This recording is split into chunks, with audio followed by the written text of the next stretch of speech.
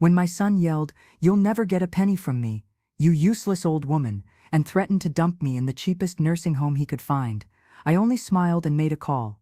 I watched his confidence vanish, and he realized he'd picked the wrong enemy. Dear friends, if you're watching, please subscribe and tell me where you're watching from. I read every comment, and I hope that you're safe, wherever you are. Stay safe. The doorbell rang at exactly 6 p.m., just as I was settling down with my cup of chamomile tea and the evening news. I shuffled to the front door in my worn slippers, expecting maybe Mrs. Henderson from next door with her usual gossip about the mailman. Instead, I found my son Michael standing on my doorstep, his face red with anger and his expensive suit wrinkled like he'd been pacing in his car. Behind him stood his wife Jennifer, arms crossed, looking like she'd rather be anywhere else in the world. "We need to talk, Ma." Michael's voice carried that edge I'd learned to fear over the past 5 years. I stepped aside to let them in, my arthritis making the movement slower than I wanted. Michael stormed past me into my small living room, tracking mud on the carpet I'd just vacuumed that morning. Jennifer followed, her designer heels clicking against my hardwood floors like tiny hammers. "Sit down," Michael commanded, pointing at my own recliner like he owned the place. I lowered myself into the chair, feeling every one of my 72 years in my creaking joints. "What's wrong, honey? You seem upset." "Upset?" Michael laughed, but there was no humor in it. "Ma, my business is falling apart. I need $50,000, and I need it now." The number hit me like a physical blow. 50,000. That was more money than I'd seen in my entire life, or so he thought. "Michael, sweetheart, you know I don't have that kind of money. My Social Security barely covers. Don't give me that Poverty Act." His voice exploded through my quiet house. "You've been hoarding money for years. I know you have a nest egg somewhere." Jennifer shifted uncomfortably on my old sofa. "Michael, maybe we should." "Shut up, Jen." He didn't even look at his wife. "Ma, I'm not asking, I'm telling you. My restaurant is 3 months behind on rent. The bank is breathing down my neck. If I don't get this money by Friday, I'll lose everything." I studied my son's face, searching for any trace of the sweet little boy who used to bring me dandelions and call them beautiful flowers. That boy had disappeared years ago, replaced by this stranger who only visited when he needed something. "Even if I had that money, Michael, wouldn't it be better to what? Watch your own son fail?" He stepped closer to my chair, his shadow falling over me. "You raised me to believe family comes first. Well, here's your chance to prove it." My hands trembled as I reached for my tea.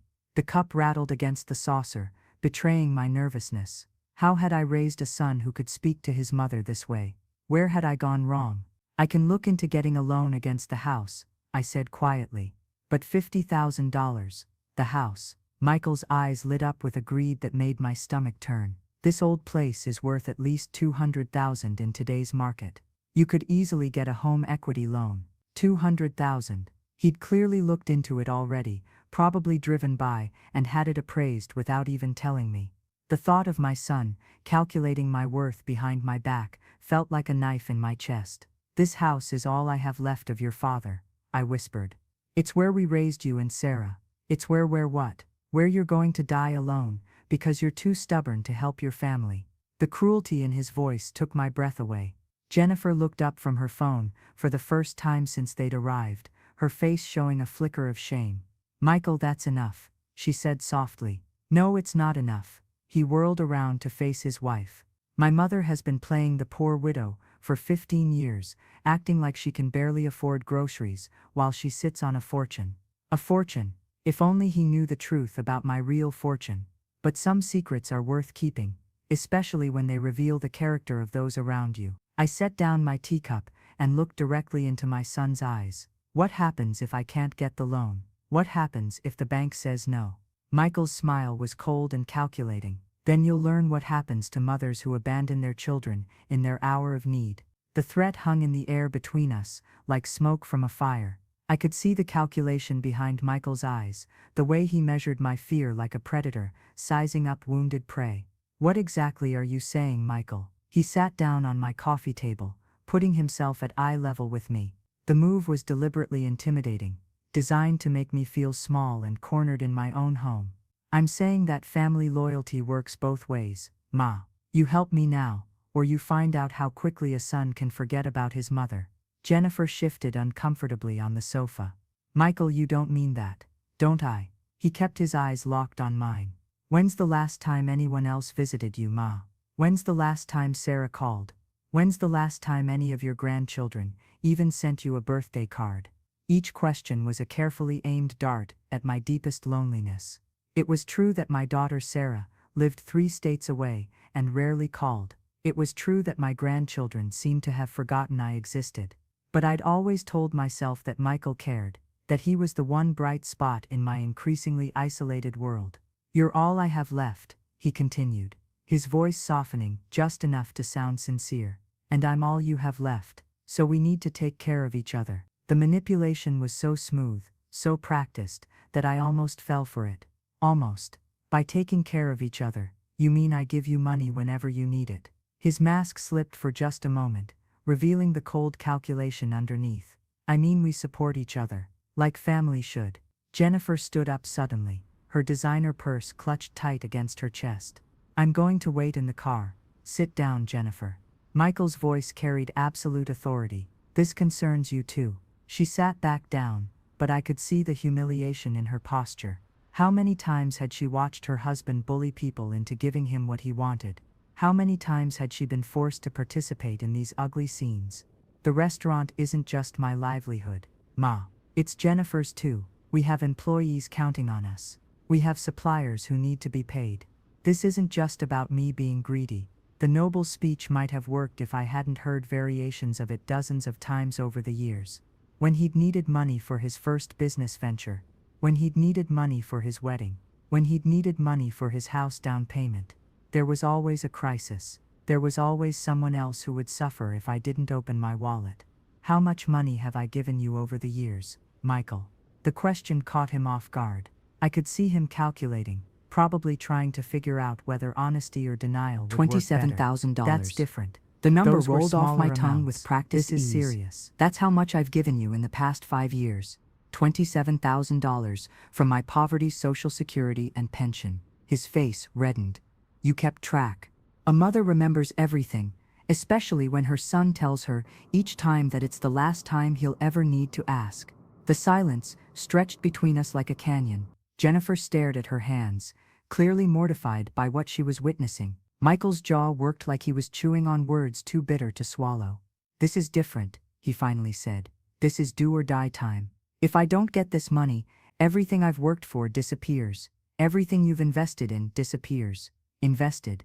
As if my love and sacrifice had been a business decision with expected returns. And if I can't get the money, Michael stood up and walked to my front window, looking out at the quiet street where I'd lived for 43 years.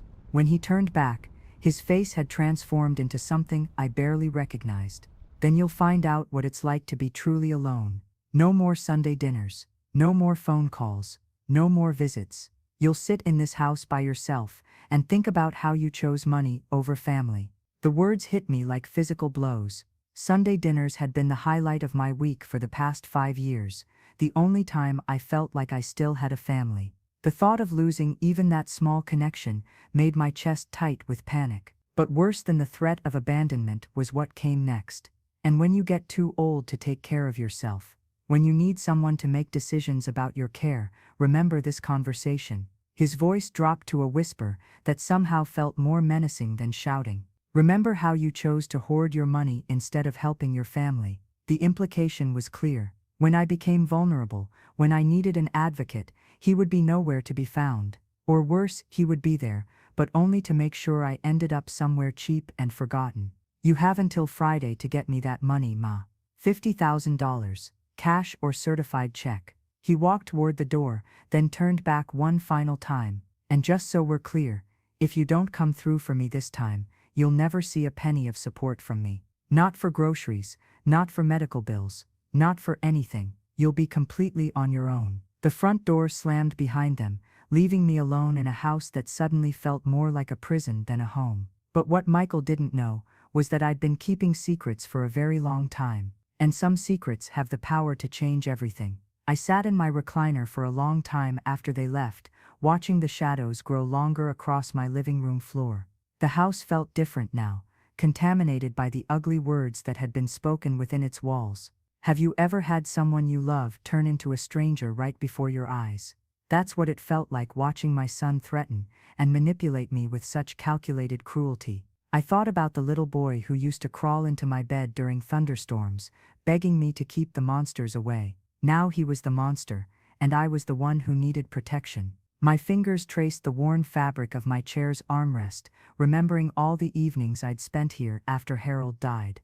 15 years of loneliness, punctuated only by Michael's increasingly demanding visits. I told myself that any attention from him was better than none at all, even when that attention came with a price tag attached. The photo album sat on the shelf beside me, filled with memories of better times. Michael as a chubby-cheeked toddler, grinning at the camera with chocolate smeared on his face. Michael in his Little League uniform, so proud when I cheered for him from the stands. Michael on his wedding day, telling me I was the most important woman in his life besides Jennifer. When had love turned into obligation?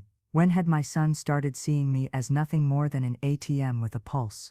I pulled out my phone and scrolled through our text messages from the past year. Every single one was a request for money or a complaint about his financial struggles. Not once had he asked about my health or my loneliness.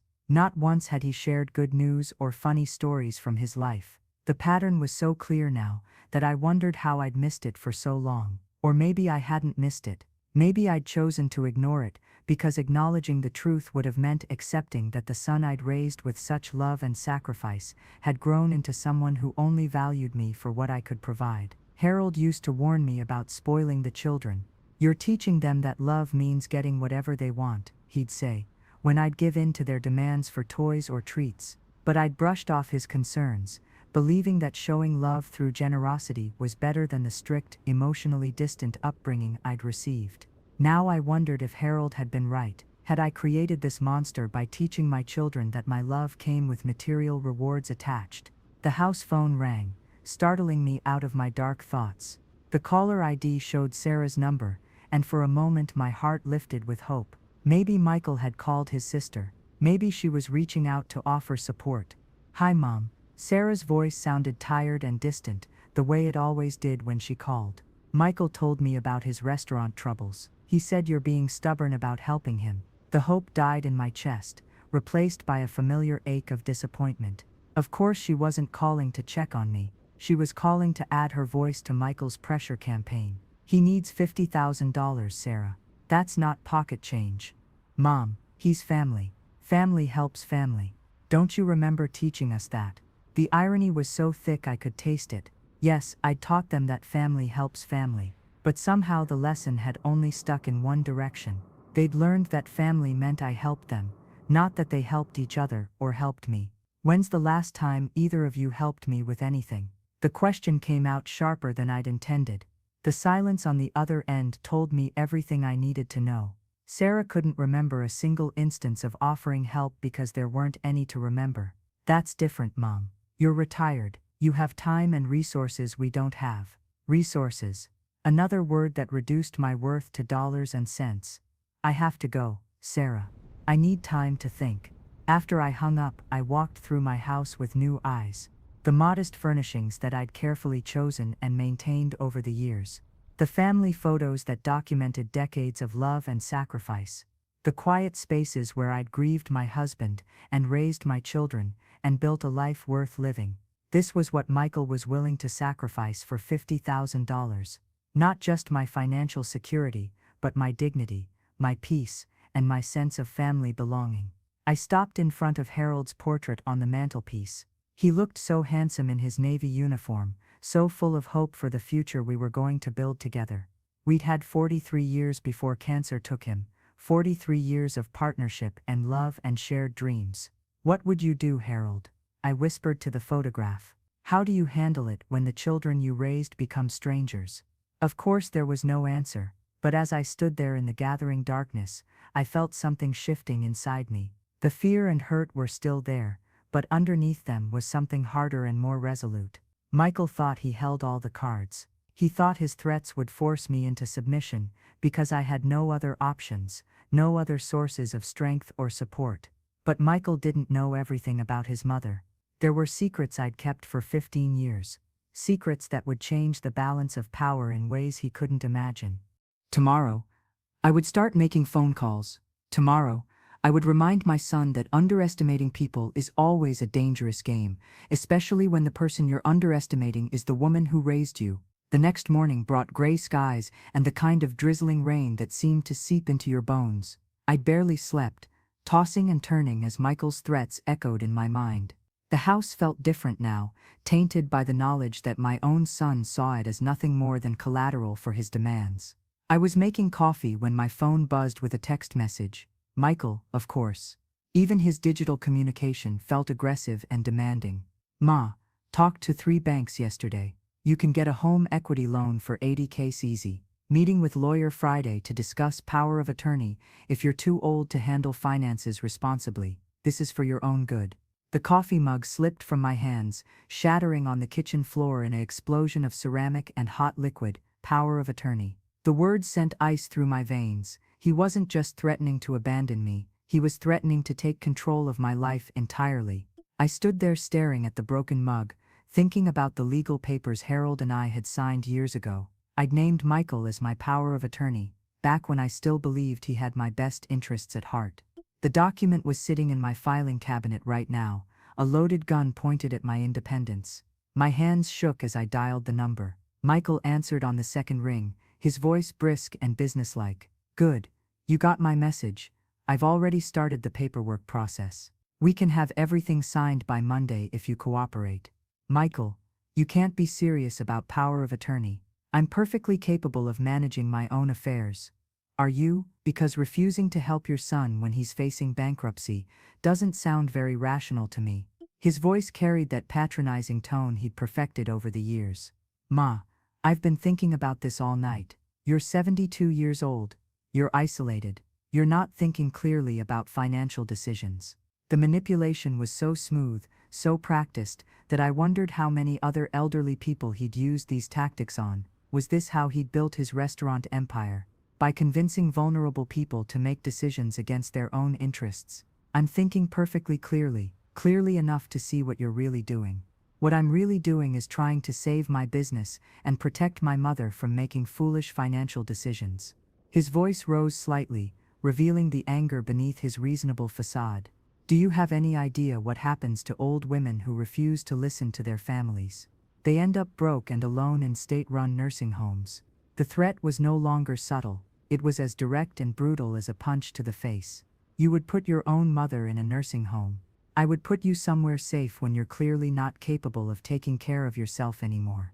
And if you burn through all your money on foolish pride instead of helping family, then yes, your options will be very limited.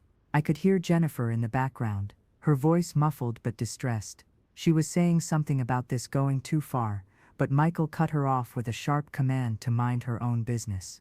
Michael, I raised you better than this. You raised me to be weak. The mask finally came off completely, revealing the rage underneath. You raised me to think I could depend on family, that blood meant something. Well now, I'm depending on you, and you're failing me just like you failed Dad. Failed Harold.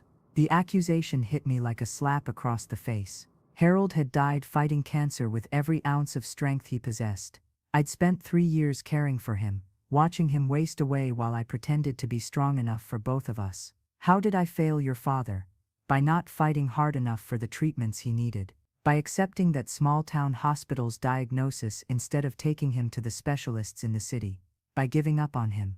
Each word was designed to wound, to tear open old scars that had never completely healed. Michael knew exactly where to aim his attacks for maximum damage. But he'd made a mistake. In his eagerness to hurt me, he'd revealed something about his own character that I'd been trying to ignore for years. This wasn't desperation talking. This was who he really was underneath all the family loyalty speeches and manipulation. I spent every penny we had trying to save your father. I sold my engagement ring to pay for experimental treatments. I worked double shifts at the diner to cover medical bills. I did everything humanly possible to keep him alive, except ask for help when you needed it. Except swallow your pride and let people who cared about you step in. His voice turned mocking. Sound familiar, Ma? Because that's exactly what you're doing now. Letting pride destroy the people you're supposed to love. The parallel he was drawing was insane. Refusing to bankrupt myself for Harold's medical care wasn't the same as refusing to bankrupt myself for Michael's business debts. But the accusation stung because there was a grain of truth in it. I had been proud. I had refused help from Harold's relatives who'd offered financial assistance. "You have until Friday, Ma, $50,000, or I start the process of having you declared incompetent to manage your own affairs. Your choice." The line went dead, leaving me standing in my kitchen surrounded by broken ceramic and the ruins of a relationship I'd spent decades building. But as I cleaned up the mess on my floor, I realized that Michael had made a crucial error in judgment. In his arrogance and greed, he'd assumed that I was exactly what I appeared to be, a powerless old woman with no resources except what he could see. He was about to learn that appearances can be very deceiving indeed. That afternoon, I did something I hadn't done in 15 years. I opened Harold's old filing cabinet and pulled out the folder marked Private Mind HB Only. My hands trembled as I untied the string that had kept it closed since the day he died. The documents inside represented a lifetime of careful planning and sacrifice. Harold had always been better with money than I was, better at seeing the big picture and thinking ahead. While I'd focused on the day-to-day struggles of raising children and managing a household, he'd been quietly building something that would protect us both in our old age.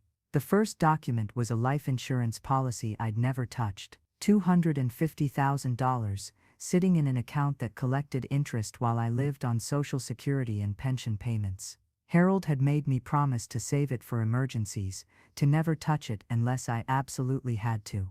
The second document was even more surprising. Stock certificates for a small technology company that Harold's army buddy had convinced him to invest in back in 1995. $25,000 that had seemed like a fortune to us then, money we'd saved by eating Hamburger Helper 3 nights a week and driving used cars until they literally fell apart. I'd forgotten about those stocks entirely. In my grief after Harold's death, I'd locked away everything that reminded me of him and never looked back. But now, pulling up the company's current value on my tablet, I nearly fell out of my chair. The stock had split 4 times and was now worth over $3 million. $3 million. While I'd been living like a pauper and listening to my children complain about money, I'd been sitting on enough wealth to buy Michael's restaurant 10 times over. Harold had always said that money was power, but only if people didn't know you had it. The moment folks know you're wealthy, he'd warned, they stop seeing you as a person and start seeing you as an opportunity. How right he'd been. Michael's behavior over the years suddenly made perfect sense.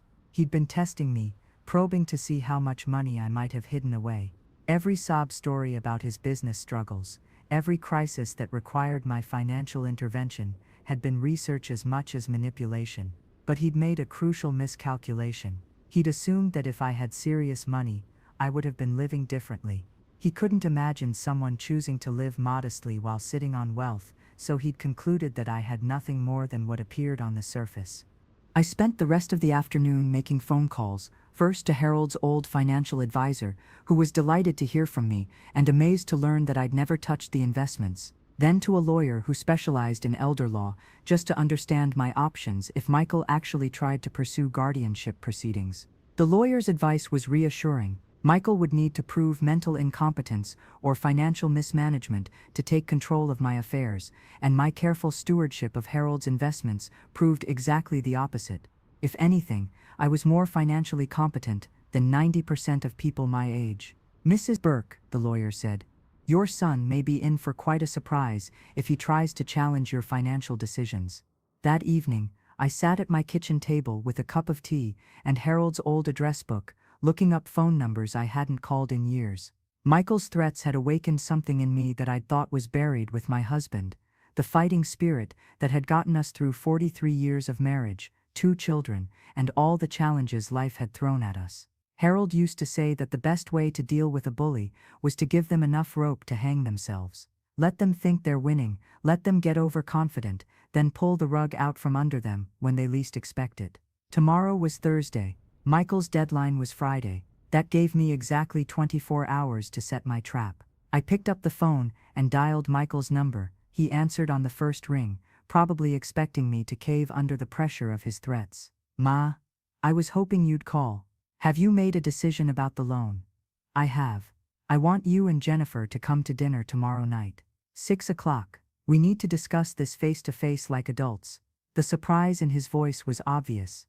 Dinner, Ma? This isn't a social occasion, this is business. It's family business, which means we handle it as a family. Besides, I have some things to show you that might change your perspective on the situation. What kind of things? I smiled, knowing he couldn't see my expression through the phone. The kind of things that prove you don't know your mother nearly as well as you think you do. After I hung up, I pulled out my recipe box and found Harold's favorite meal plan: pot roast with vegetables, mashed potatoes, and apple pie for dessert. The same meal I'd made for every important family discussion during our marriage. Tomorrow night, Michael was going to learn that threatening your mother is a dangerous game, especially when your mother has been keeping secrets for longer than you've been alive. Friday evening arrived with clear skies and a sunset that painted my kitchen golden while I finished preparing dinner. The pot roast smelled exactly like the ones I'd made when Michael was a child, back when he'd sit at this same table doing homework while I cooked. Michael and Jennifer arrived precisely at 6, both of them looking like they were attending a funeral rather than a family dinner. Michael wore his best suit, the one he reserved for important business meetings. Jennifer had chosen a conservative dress and minimal jewelry, as if she were trying to appear respectful and unthreatening. "Something smells good," Jennifer said, as I led them into the dining room. Her voice carried a nervous quality that told me she knew this dinner was about more than family reconciliation. "Your mother-in-law always was an excellent cook," I replied, gesturing for them to sit. "Michael, you sit where you always did. Jennifer, you take Harold's place at the head of the table." Michael's eyebrows rose at that. In all the years since Harold's death, I'd never let anyone sit in his chair. Tonight was different. Tonight was about establishing new power dynamics. I served the meal in careful silence, letting the tension build while they waited for me to explain why I'd requested this meeting. Michael kept glancing at the documents I'd placed on the sideboard, trying to read them from across the room. "This is delicious, Mrs. Burke," Jennifer said, clearly trying to fill the uncomfortable quiet. "Thank you for going to all this trouble." "No trouble at all. I wanted tonight to be special." I cut my roast with deliberate precision. "Michael, you said I don't know anything about handling money responsibly. You implied that I've been foolish with financial planning." "Ma, we don't need to rehash our conversation from the other day. Let's just focus on finding a solution to my current problem." "Oh, but we do need to rehash it. Because you see, son, your entire understanding of this situation has been based on incorrect assumptions." I stood up and walked to the sideboard, picking up the first document. Harold's life insurance policy, with the current balance clearly visible on the quarterly statement. "This is your father's life insurance policy. I've never touched a penny of it in 15 years. I placed it in front of Michael, watching his face carefully. $250,000 plus 15 years of compound interest. Michael's fork stopped halfway to his mouth. He stared at the paper like it might bite him, then looked up at me with confusion and the first hint of fear. "You've had $250,000 this whole time, while I've been struggling to keep my business afloat, while you've been acting like you could barely afford groceries. That's just the beginning." I returned to the sideboard for the second document. "This is a stock certificate your father bought in 1995. $25,000 seemed like all the money in the world to us back then." Jennifer leaned over to read the paper as I placed it on the table. Her sharp intake of breath told me she'd seen the current value calculation I'd written in the margin. $3.2 million, she whispered. "Michael, did you know about this?" My son's face had gone completely white. His mouth opened and closed like a fish gasping for air. The confident businessman who'd threatened me just 24 hours ago had been replaced by a confused child trying to understand how his entire worldview had just been shattered. "I don't understand." His voice was barely audible. "If you have this money, why have you been living like this? Why haven't you helped me when I needed it? Do you want to know what it feels like to watch someone you love realize they don't know you at all? It's heartbreaking and liberating at the same time. Because your father taught me that people's true character only shows when they think you can't fight back. He taught me that money changes relationships, and not usually for the better." I sat back down at the table, cutting another piece of roast while I let the implications sink in. He also taught me that the best way to protect yourself is to let people underestimate you. Michael was still staring at the documents, his dinner forgotten. All these years you've been testing me, watching me struggle while you had the power to help. No, son. All these years you've been testing yourself. I just didn't interfere with the process. The silence that followed was deafening. Jennifer looked back and forth between her husband and me like she was watching a tennis match played with emotional dynamite. But I'm your son. Michael's voice cracked with something that might have been genuine pain. I'm your family. How could you let me believe you were poor? The same way you could threaten to put me in a nursing home and steal my power of attorney. I met his eyes directly, refusing to let him off the hook with guilt and manipulation. The same way you could tell me I failed your father and demand $50,000 while threatening to abandon me if I refused. Michael flinched as if I'd slapped him. That's different. I was desperate. No, Michael. That's exactly the same. That's who you are when you think you have power over someone weaker than yourself.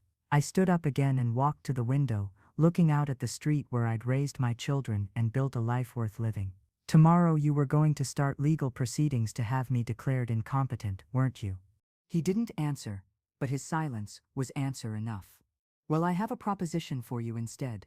But first, there's one more thing you need to see.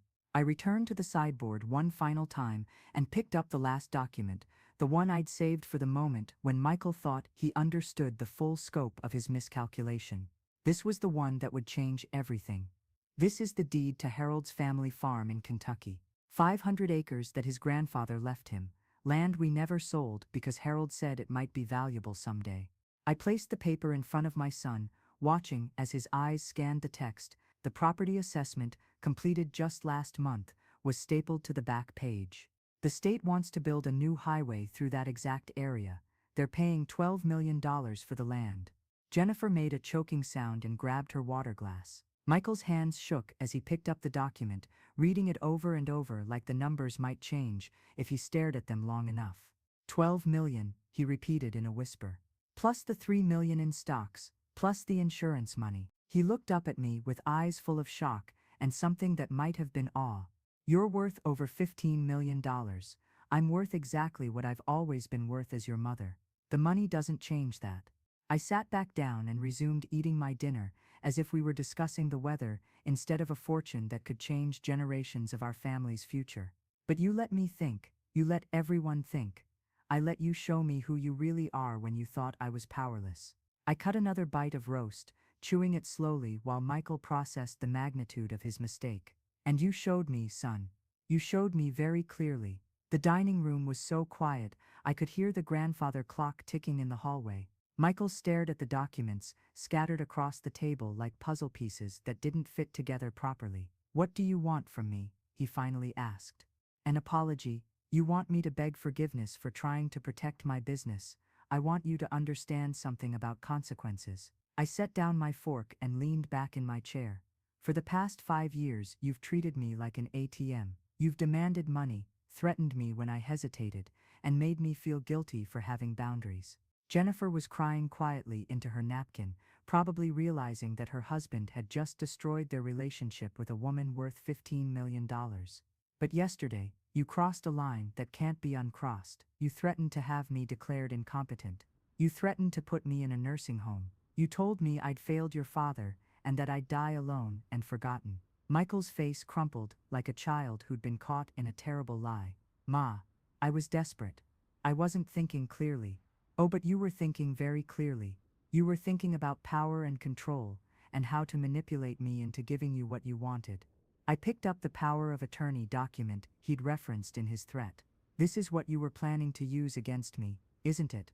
He nodded miserably. Well, here's what's going to happen instead.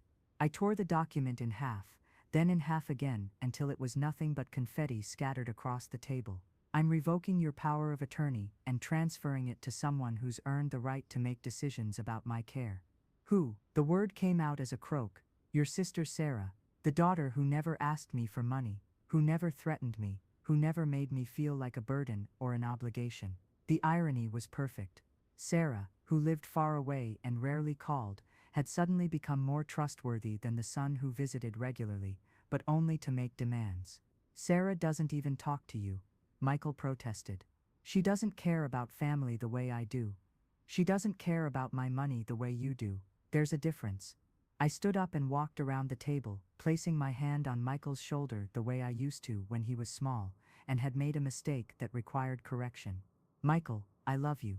I will always love you because you're my son. But love doesn't mean enabling destructive behavior or pretending that threats and manipulation are acceptable. He looked up at me with tears in his eyes, perhaps seeing his mother clearly for the first time in years. So here's my final offer, I continued. You can apologize, truly apologize, for the way you've treated me. You can acknowledge that what you did was wrong, and commit to rebuilding our relationship based on respect instead of financial dependence. If you do that, I'll consider helping you with your restaurant, but as a gift freely given, not a demand met through threats. Or, he asked, though he probably already knew, or you can continue believing that family loyalty only flows in one direction, and you can find out what it's really like to be cut off from someone you thought would always be there for you. The choice was his, but this time, he was making it with full knowledge of exactly what he stood to lose. Michael sat in stunned silence for what felt like an eternity, the weight of $15 million in revelations crushing down on his shoulders. Jennifer had stopped crying and was staring at her husband with a mixture of horror and anticipation, probably wondering whether their marriage would survive the aftermath of this dinner. I'm sorry, the words came out as barely a whisper. Ma, I'm so sorry, I never meant. Stop. I held up my hand, cutting him off before he could launch into the kind of manipulative apology he'd perfected over the years. Don't tell me what you never meant to do. Tell me what you did do. He looked down at his hands, then back up at me with something that might have been genuine remorse. I threatened you. I tried to manipulate you with guilt and fear. I was going to steal your independence and put you in a home. His voice grew stronger with each confession. I treated you like you existed only to solve my problems, and when you hesitated, I punished you for it. It was the first honest thing he'd said to me in years. And I'm not desperate, he continued. The restaurant isn't failing, I just wanted to expand it, and I thought taking money from you would be easier than getting a business loan. The final piece of the puzzle clicked into place. All of his drama about bankruptcy and losing everything had been theater designed to trigger my maternal instincts. He'd gambled that I'd rather give him money than watch him fail, even if it meant sacrificing my own security. So what now? I asked, sitting back down at the table. What does a son do after he realizes he's been emotionally abusing his mother for years? Michael wiped his eyes with his napkin, leaving dark stains on the white cloth. I don't know. How do you fix something like this? You start by accepting that it might not be fixable. The words were hard to say, but they needed to be said. Michael, I'm 72 years old. I don't have time to waste on relationships that drain my energy and joy. If you want to be part of my life going forward, you have to earn that privilege. By proving that you can love me without conditions. By showing that you value our relationship for more than what I can provide financially. I gestured toward the documents still scattered across the table. By demonstrating that you would treat me with respect, even if I didn't have a penny to my name. Jennifer finally spoke up, her voice shaky but determined. Mrs. Burke, Michael will do whatever it takes to make this right. We both will. I looked at my daughter-in-law with new interest. Throughout this entire ordeal, she'd been a reluctant participant rather than an active co-conspirator. Maybe there was hope for salvaging at least one relationship from the wreckage. Jennifer, you're not responsible for your husband's choices, but you are responsible for your own. I met her eyes directly. Will you help him become the man he should have been all along? Or will you enable his worst instincts because it's easier than confronting them? She nodded firmly. I'll help him. I promise. I stood up and began clearing the dinner plates, the familiar routine giving me time to think. Michael and Jennifer sat in silence, probably trying to process the complete reversal of power dynamics that had occurred in the space of one meal. There's going to be a family meeting next Sunday, I announced as I stacked the dishes. Sarah's driving up from North Carolina. Your cousins from Harold's side will be here too. We're going to discuss the future of this family, and everyone's going to have a chance to speak their truth. Michael's face paled. You're going to tell them about tonight? I'm going to tell them about the last 5 years, about the demands and threats and manipulation, about how wealth reveals character, both good and bad. I paused at the kitchen doorway, and then we're going to decide what kind of legacy Harold and I want to leave behind. The message was clear. His behavior hadn't just damaged our relationship, it had put his inheritance at risk. $15 million could change a lot of lives, but only for people who deserve to be changed by it. After they left, I sat in Harold's chair at the head of the table for the first time since he died. The house felt different again. But this time the change was positive. The air felt cleaner, like a storm had passed and left behind clear skies. I picked up Harold's portrait from the sideboard and studied his kind, intelligent face. "You were right about everything," I whispered to the photograph. "Money is power, but only when people don't know you have it. And people really do show their true character when they think you can't fight back." The next morning brought phone calls from Sarah and Harold's relatives, all of whom had heard about the family meeting and were curious about what had prompted it. I didn't give them details, just told them it was time for some long overdue honesty about family relationships. Michael called 3 times, each message more desperate than the last. He wanted to talk, wanted to explain, wanted to begin making amends immediately. But healing takes time, and some wounds need space before they can properly mend. I had $15 million and a clear conscience. My son had a choice to make about the kind of man he wanted to be going forward. Some lessons are expensive, but the most important ones are worth whatever they cost. What does it take for someone to change? Sometimes it takes losing everything they thought they could count on. Sometimes it takes discovering that the person they've been hurting is stronger than they ever imagined. And sometimes it just takes a mother who finally decides that love without boundaries isn't love at all. If this story touched your heart, please like this video and share it with someone who needs to remember that standing up for yourself is never wrong, no matter how old you are. Subscribe for more stories about family, forgiveness, and the courage it takes to demand the respect you deserve. Remember, you're never too powerless to change your story.